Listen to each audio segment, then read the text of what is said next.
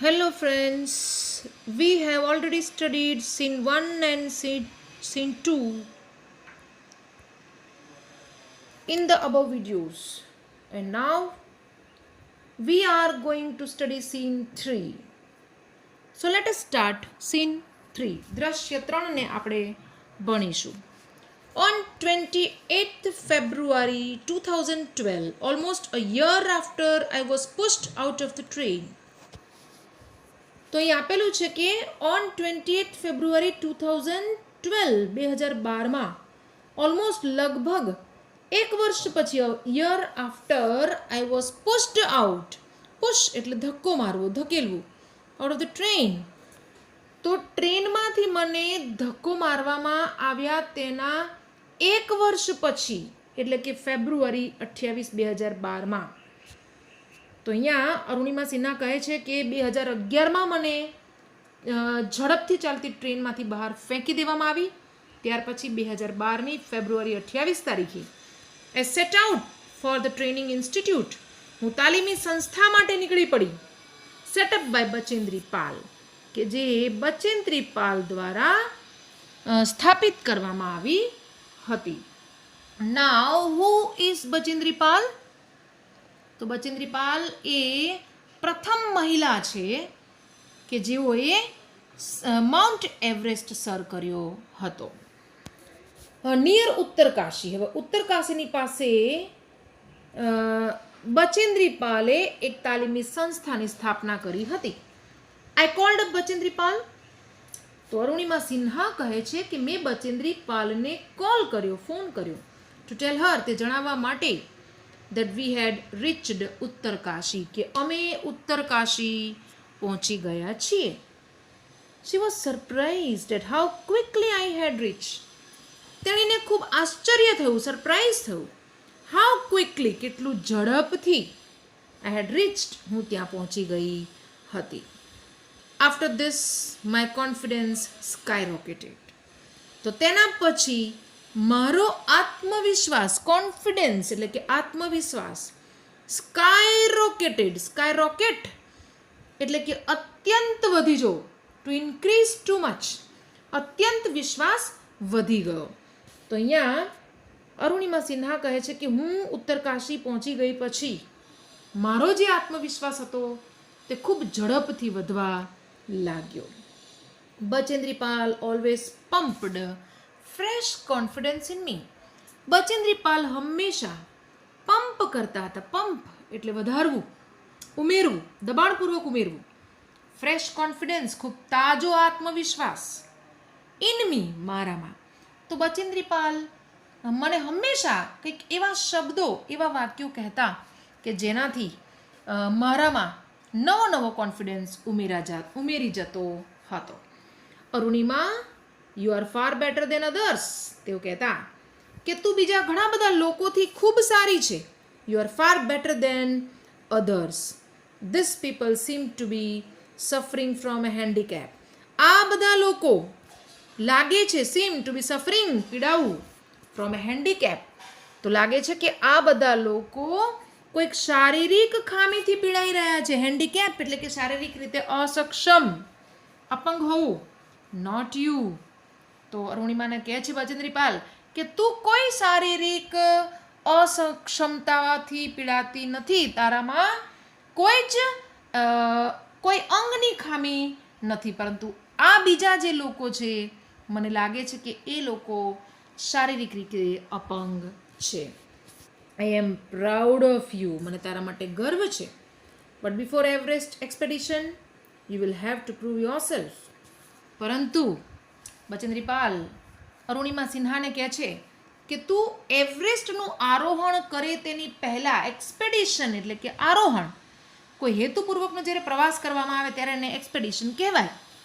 A journey which is done for a special purpose, એટલે કે કોઈ હેતુપૂર્વકનો પ્રવાસ હોય તેને એક્સપેડિશન કહેવાય. તો અહીંયા હેતુપૂર્વકનો પ્રવાસ કયો હતો અરુણિમા સિન્હાનો? માઉન્ટ એવરેસ્ટ પર ચઢાણ કરવું. તો શું કહે છે કે બટ બિફોર એવરેસ્ટ એક્સપેડિશન, તો તું માઉન્ટ એવરેસ્ટનું આરોહણ કરે તેની પહેલાં you will have to prove your self. તારે તારી જાતને સાબિત કરવાની છે. તો કઈ રીતે સાબિત કરવાની છે? If you climb 21,798 feet high Chamser Kangri mountain, એવું કે છે કે જો તું ચડી શકે 21,798 ફીટ ઊંચું ચામસર કાંગડી પર્વત કે જે લદ્દાખમાં આવેલું છે, you will be on your way to Everest. તો કે છે કે જો તું 21,798 ફીટ ઊંચું ચામસર કાંગડી પર્વત પર તું ચઢાણ કરી બતાવે, જે લદ્દાખમાં આવેલું છે, you will be on your way to Everest. તો સમજી લેવાનું કે તું એવરેસ્ટ પર જઈ શકીશ. હવે મિત્રો 21,798 ફીટ ઊંચું એટલે લગભગ 7 કિલોમીટર જેટલું અંતર થાય, 6.5 થી 7 કિલોમીટર જેટલું અંતર.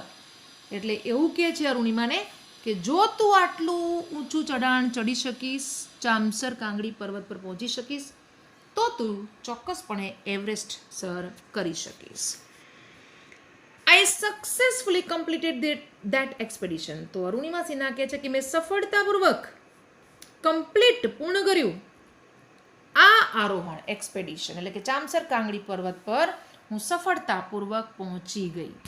By the time we reach the base camp એટલે કે છાવણી, એક પડાવ, છાવણી એક પડાવ, એક એવું સ્થળ, એક એવો પડાવ કે જ્યાં તમે કોઈ પણ સ્થળેથી આવીને આરામ કરી શકો છો, વિશ્રામ કરી શકો છો અને આગળના ચઢાણ માટે એટલે કે આગળના તમારા આરોહણ માટે તમે તૈયારી ત્યાંથી કરી શકો છો. તો by the time we reach the base camp, તો અરુણિમા કહે છે કે જ્યાં સુધીમાં અમે બેઝ કેમ્પ પર પહોંચ્યા, સિચ્યુએટેડ એટ 18,000 ફીટ, કે જે 18,000 ફીટ ઊંચું હતું. 18,000 ફીટ એટલે લગભગ 6 કિલોમીટર ઊંચું.